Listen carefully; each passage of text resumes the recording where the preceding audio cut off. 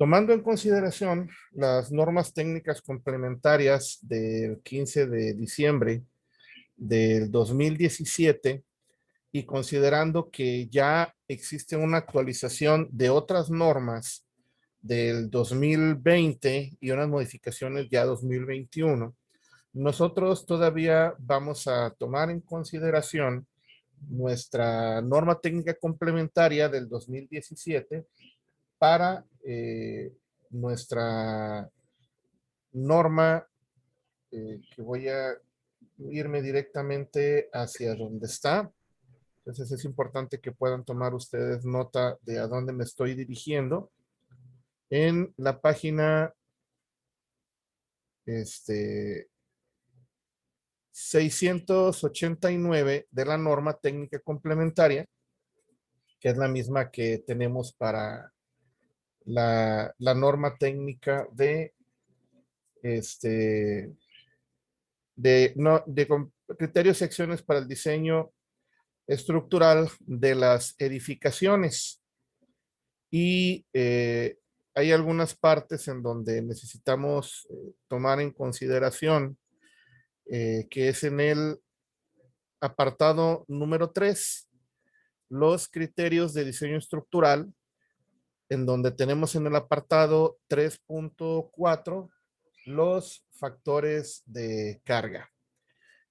Aquí donde tenemos el 3.4, los factores de carga, es a donde nosotros vamos a ir para determinar cómo vamos a afectar la estructuración que ya realizamos, cómo vamos a afectar el área tributaria que obtuvimos de cada losa y cómo vamos a afectar nuestra carga de diseño, que fue lo último que vimos en versiones anteriores.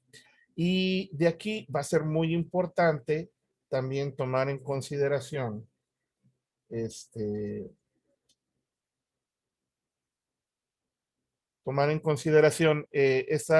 parte donde observamos que vamos a las acciones permanentes y las cargas variables. Esto de alguna forma nosotros ya vimos lo que son las cargas muertas y más o menos les comenté lo que son las cargas vivas. Si yo me voy aquí a la norma técnica, me voy a dar cuenta, primeramente las cargas, antes de irme a los factores de carga para definir cuál es una y cuál es otra, tengo aquí en el apartado número 5, las acciones permanentes. Entonces, para mí, ¿cuáles van a ser las acciones permanentes? Pues voy a tomar en consideración lo que dice el apartado 5.1, cargas muertas, y su correspondiente definición. ¿Cuál es la definición de esto? Se van a considerar como cargas muertas los pesos de todos los elementos constructivos, de los acabados y de todos los elementos que ocupan una posición permanente y que tienen un peso que no cambia sustancialmente con el tiempo.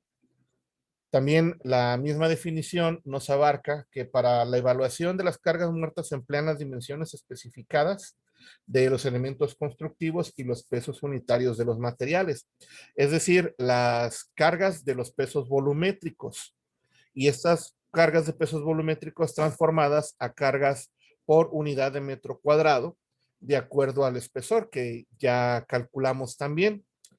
Y de ello, pues bueno, vamos a utilizar los valores mínimos probables cuando sea más desfavorable para la estabilidad de una estructura. Vamos a considerar una carga muerta menor. Por ejemplo, en los casos de volteo, de flotación, de lastre y de succión producida por el viento. Caso contrario, vamos a emplear los valores máximos que pudiéramos llegar a tener. Recuerdan que por ahí en las tablas habíamos analizado un peso mínimo y un peso máximo en cada una de ellas. Entonces, las acciones permanentes, ahí encasillamos las cargas muertas, y dentro de las cargas muertas, los pesos volumétricos de los materiales que no van a cambiar sustancialmente con el tiempo, pero vamos a ver qué otras son las que pudiéramos llegar a tener aquí. Muy bien. aquí hay un apartado que es lo que vimos en la clase pasada, en la sesión pasada, que hay que tomar mucho en consideración porque esto es algo que nos topamos con muchísima frecuencia y desafortunadamente se olvida por ahí. Solamente en los casos cuando no estemos utilizando un software, hay que ver que el software tenga muy bien definido qué Profe, es lo que vamos a tomar en consideración.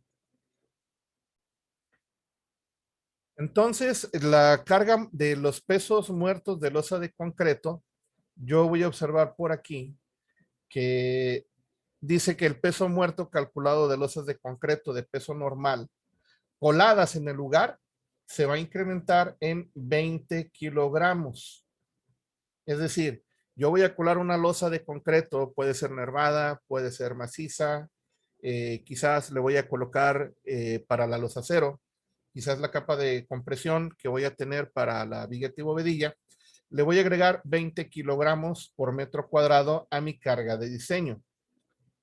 Ahora bien, cuando sobre una losa colada en el lugar o precolada se coloque una capa de mortero de peso normal, el peso calculado de esta capa se va a incrementar otros 20 kilogramos por metro cuadrado.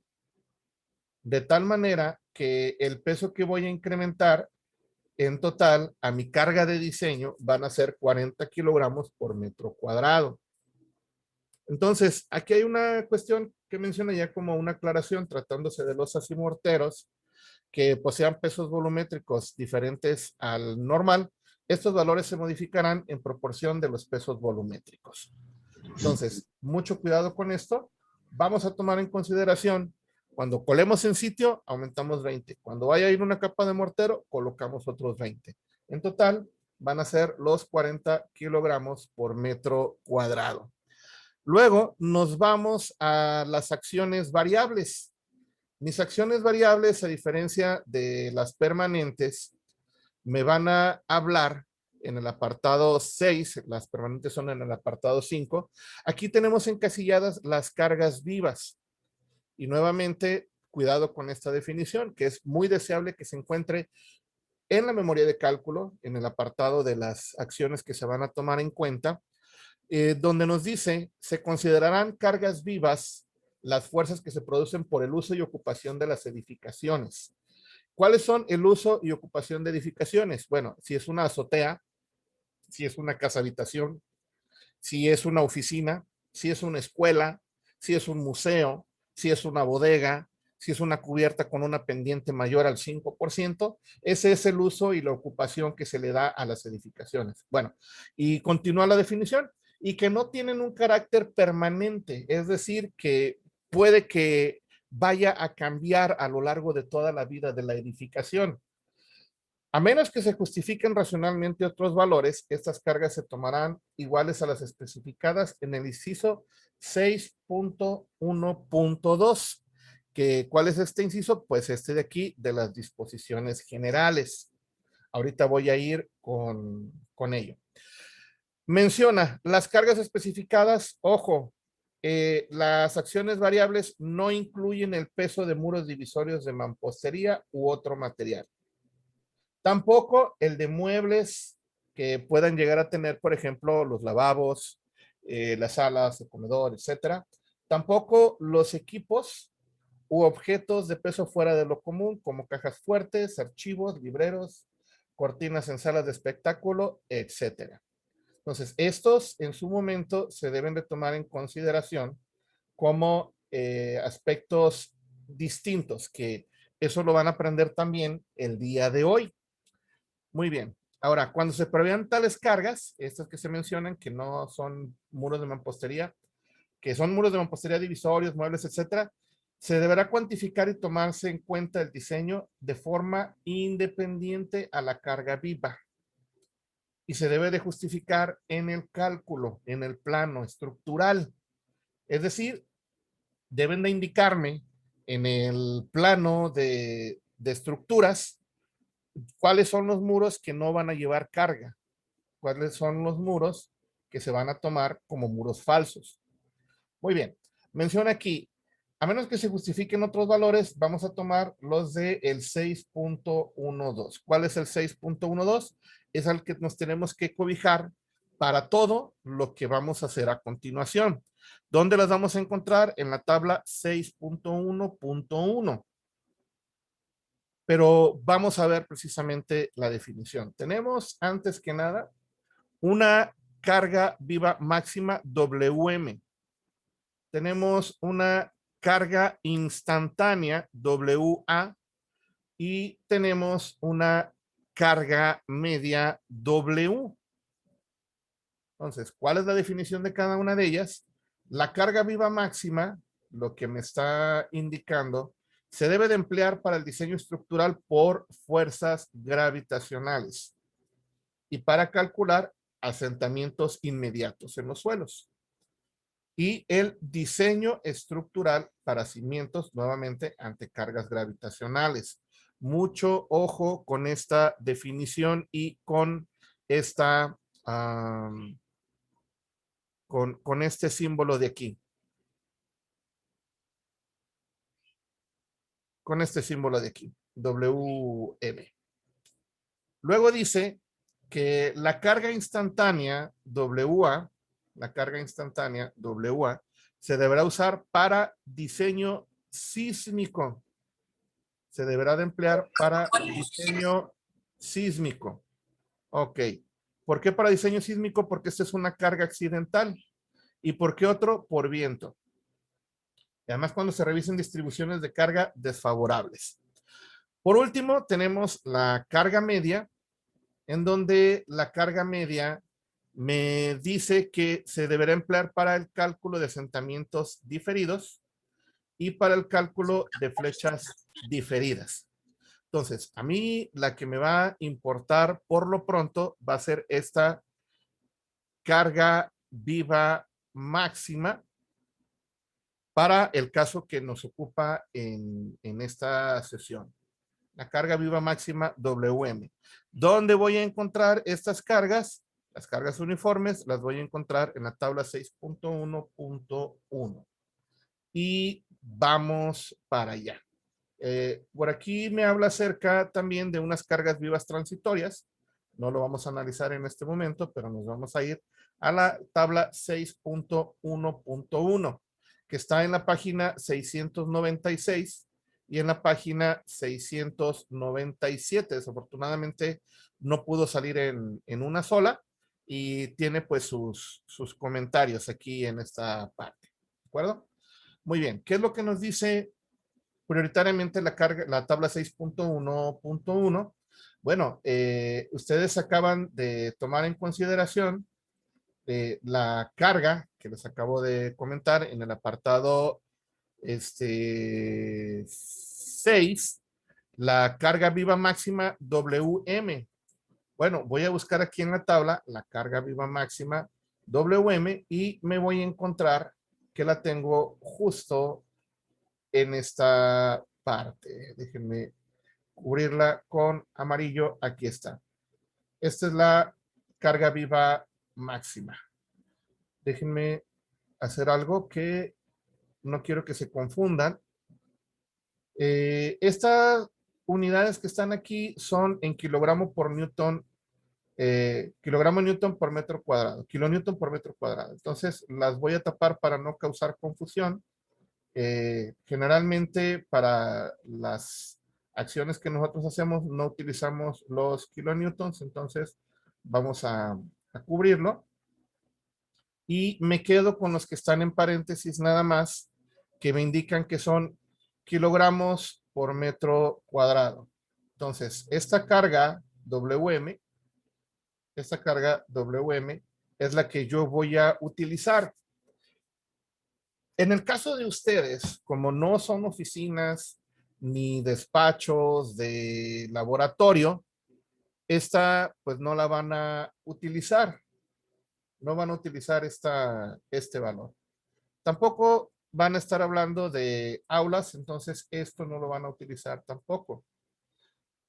No van a tener ustedes estadios de lugares de reunión, ni bibliotecas públicas, cines, teatros, ni van a utilizar este de comercios y bodegas, pero sí tienen aquí un valor que pueden llegar a utilizar, como son azoteas, mucho cuidado con esto, con una pendiente no mayor al 5% y con azoteas con una pendiente mayor al 5%. Puede ser que también tengan algún balcón con un volado en vía pública, en el cual pues habría que ponerle 300. Y para casa habitación, para vivienda, 190 kilogramos por metro cuadrado. Entonces, estos son los valores que aquí sí me interesa que los vayan tomando en consideración. Este de acá, este de aquí para azotea y este otro para azotea. Probablemente pues el resto no lo vayamos a utilizar. Entonces, cuando me pidan a mí la carga viva, ¿cuál es la que voy a utilizar? Pues simple y sencillamente alguna de estas tres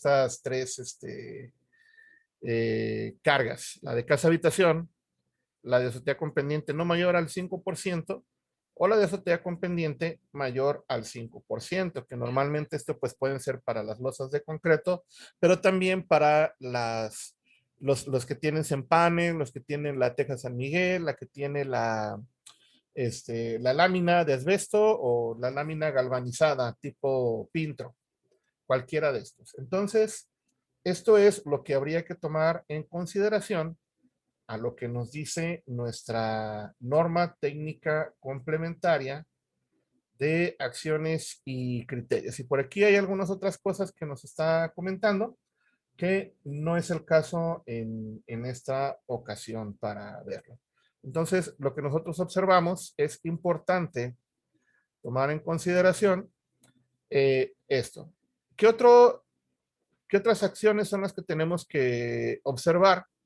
Pues bueno, aquí en el apartado número 3, donde nos habla acerca de las acciones en los criterios de diseño estructural, en el apartado 3, criterios de diseño estructural, pues nos habla de estados límites, nos habla de resistencias de diseño, la determinación de resistencias de diseño, consistencias de diseño y llegamos aquí a lo que nos interesa para aplicarlo en nuestra memoria de cálculo, que son los factores de carga. Pues el factor de carga es un factor que me va a afectar precisamente la carga que yo esté diseñando para mi proyecto. Entonces menciona, para determinar el factor de carga FC se van a aplicar las reglas siguientes. Para combinaciones de acciones especificadas en el inciso 2.3, ahorita vamos a ver qué es el 2.3, se aplicará, anótenle por ahí, un factor de carga de 1.3 para cargas permanentes, esto es para la carga muerta. Y se va a aplicar un factor de carga de 1.5 para las cargas variables, es decir, para nuestra carga viva. Nuevamente, vamos a tener 1.3 para nuestra carga muerta, 1.5 para nuestra carga viva. Cuando sean edificaciones que tienen muchísima relevancia, mucha importancia, porque hay bastante gente, esto es el grupo A, que no lo vamos a tomar en consideración aquí, pues nuestras cargas se afectan, ¿no? Por 1.5 y 1.7, que son muy parecidas a las que estaban en las normas del 2004. Entonces, ¿qué es lo que nos dice para nuestra carga gravitacional? Nuestro inciso 2.3a, bueno, me voy a ir hacia atrás, 2.3a, y menciona, nuevamente voy a subrayarlo, 2.3a, la seguridad de una estructura deberá verificarse para el efecto combinado de todas las acciones. ¿Cuáles acciones? Cargas variables, cargas permanentes, cargas accidentales, es decir, carga muerta, carga viva, sismo, viento, en su momento pudiera ser también granizo, aquí no tenemos ese problema. Dice aquí que tengan una probabilidad no despreciable de ocurrir simultáneamente, considerándose dos categorías de combinaciones. Ok, a nosotros nos dice que vamos a tomar la A para casa habitación. Para las combinaciones que incluyen acciones permanentes y acciones variables, es decir, cargas muertas y cargas vivas, se considerarán todas las acciones permanentes que actúen sobre la estructura. ¿Cuáles son todas las acciones permanentes? El peso propio, la carga de los materiales, pueden ser los tinacos, pueden ser los recipientes, tanques estacionarios, las velarias, todos los aparatos que podamos colocar nosotros en la azotea o los que se puedan colocar en los entrepisos. Y las distintas acciones variables, es decir, las cargas vivas que pudiéramos tener en determinado momento, de las cuales pues se va a tomar las más desfavorables con su intensidad máxima y el resto con una intensidad instantánea. Luego nos menciona, para la combinación de carga muerta más carga viva, se va a ampliar la intensidad máxima de la carga viva de la sección 6.1, que ya es la que ya la leímos hace un momento, considerándola uniformemente repartida sobre todo el área. Es lo que hemos venido haciendo. ¿De acuerdo? Entonces, hasta aquí nosotros veríamos cómo es que se afectan las cargas y vamos a pasar a la siguiente sección.